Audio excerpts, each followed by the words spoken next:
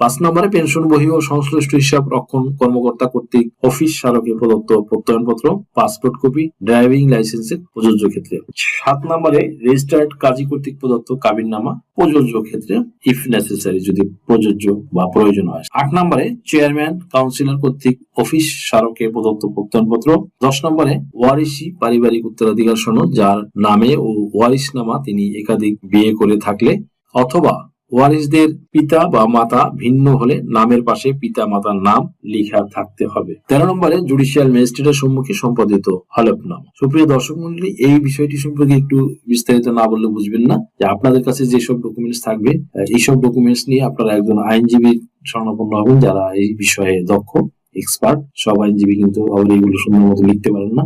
যারা এক্সপার্ট তাদের সাথে যোগাযোগ করবেন, তারা আপনাকে একটি 300 টাকার স্ট্যাম্পে এই হলফনামাটি লিখে দেবেন সুন্দর করে, এবং এটা প্রথম শ্রেণীর ম্যাজিস্ট্রেট দিয়ে